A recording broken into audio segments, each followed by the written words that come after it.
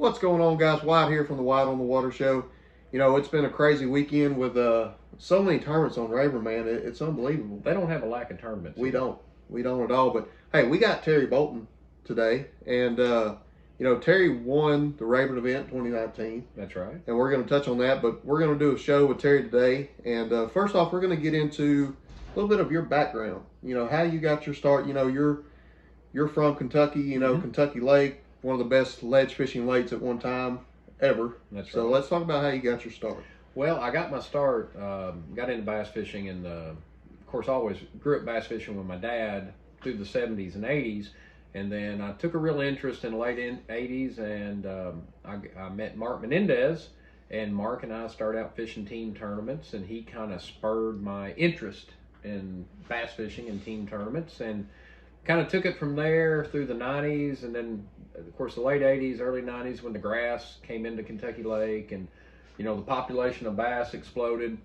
And I really was very fortunate to get to fish the lake during a very great time where there was lots of bass, and of course Kentucky Lake is arguably the best ledge lake in the United States. There's probably more ledges there than there are in all of them combined. So right. I got to grow up, learn how to ledge fish there through the 90s, early 2000s. Fished a lot during college. Went to Murray State University right there, just 30 minutes from the lake. And that kind of led its way. I was able to go to school and still managed to pass somehow between trying, because I fished too much.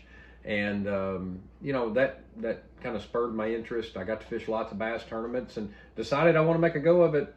When I graduated, I want to try to fish for a living, and here we are 27 years later. I'm still doing it. I'm getting old, but I'm still doing it. Hey, that's all that matters, getting out there. So let's talk a little bit about Rayburn 2019. 2019, the water was high. I think it was probably 12, 13 feet higher than what it is now.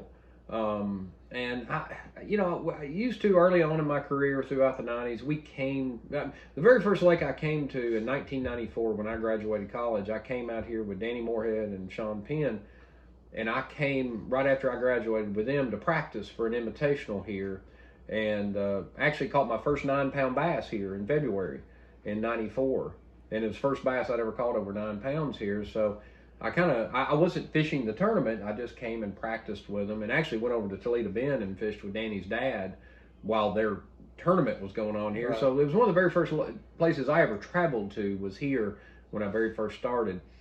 But we used to come here a lot for bass invitationals and FLW events back in the early 2000s and 90s. So I got to fish here a lot, and I got to fish here a lot in those periods when it was high. Right. And I kind of sort of learned then what to look for.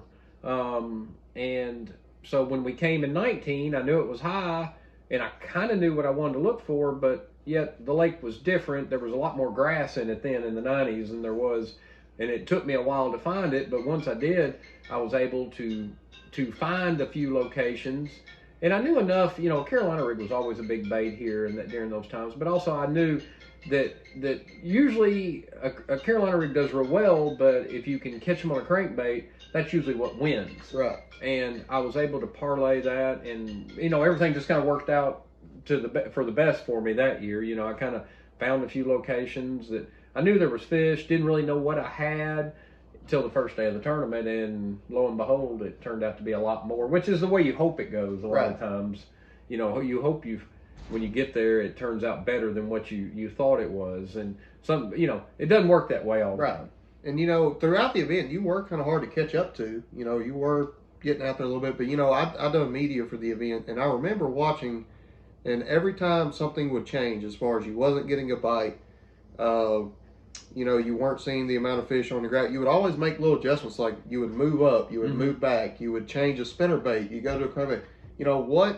How important is that to make those little subtle changes? Well, a lot of times, I have enough experience with fish offshore to know there's a way to trigger them, and understanding a little bit of how those fish relate. And of course, when you have groups of fish, they are competitive by nature, and that always helps, So if you kind of understand and you have to interpret how the fish are biting a crankbait. If you're, you can, a lot of times if you're getting them under the chin, then you know you're going under them. They're coming down on top of that bait. They're pinning it to the bottom. And, I was able to make some adjustments there with the depth of the baits to get it to where the fish were getting the bait better, to where I didn't lose. I lost 2 bass in 4 days. Of course, and those 2 bass were good ones, and it made it kind of close there at the end. But, when you catch that many bass, that's a big thing, is, you can't be, you can't lose that many. But right. A lot of times you got to understand those fish, how they, because some of those places, when I found them in practice, they were up shallower. And then as it got during the week and the water got cooler or it got cloudier, those fish pulled out deeper. So I know the first day, the one place where I caught the 33 pounds the second day, I actually fished through it the first day and never had a bite, because I was fishing up shallower where the fish were in practice. I went on to another place, culled some fish. I come back to it, and I just happened to look down on my depth finder, and I went, I'm sitting on top of them. And they had moved out, about 3 or 4 boat lengths, and I was able to relocate them, and they just moved a little further out the ditch. Right. So a lot of it's just kind of paying attention to your electronics and pay attention to where you're getting a bite and kind of what you're seeing. Absolutely. Now let's talk about, you haven't got to see the water yet right. at all, but let's talk about how you think, times of year, things that are going on in your mind. How does this event maybe play out different than 2019? Well, the water's lower. The water's 3.5 feet lower. So that in itself makes it, to me, Rayburn, when it's higher, it fishes easier to me, because it kind of, to me, it kind of compresses where everything should be. Now, when it's low, man, these fish have got a lot of places they can roam to. They can be anywhere from the bank to the center of a creek. So exactly. That's what I think's harder about now, is there's so much more territory that those fish can go to. It's easy for them to get away from you, where when the water's high, I think it compresses them into an area, that you kind of know, okay, between here and here, that's where the bass are. And, then it's your job to figure out what depth that is. But now here, this time of year, with it being low, there's a lot of, of course, I know there's, I hear there's not as much grass. There's what everybody says, but with the water being lower, if the water was up higher, you would have deeper grass lines, what was there. And with the water being lower, you don't have as deeper grass lines. You got a lot more stuff out in the center of the creeks that can come to play, that's in more of a opportune depth range. So there's just more available territory for the bass to roam now, in my opinion. Alrighty, guys. So, I've been partnered with Jenko for over 3 years now. They sponsored me back when I was still fishing high school events, and Terry has signed on for this year. And last year. And last year, That's correct. Right. And so let's talk about your relation with Jenko, and what kind of transpired there.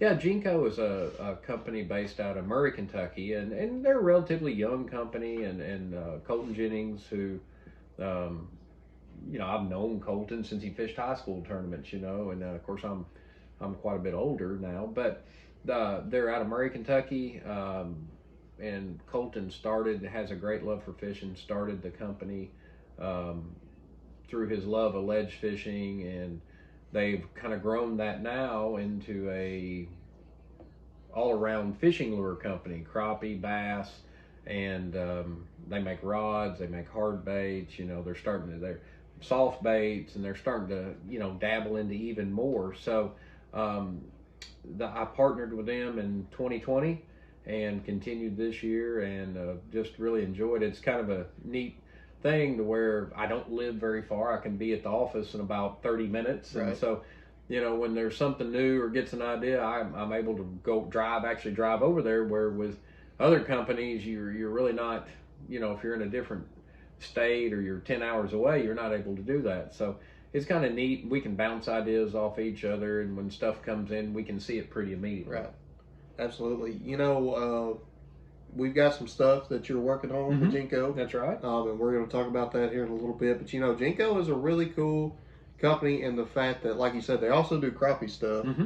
And, they've signed a lot of crappie guys. So they're growing, and I'm glad they got you on with us, and look forward to see how it grows. That's right. We're working on quite a few. We got a couple new lures that we're going to come out with, I believe, at ICAST in July of this year. We've got some new rods.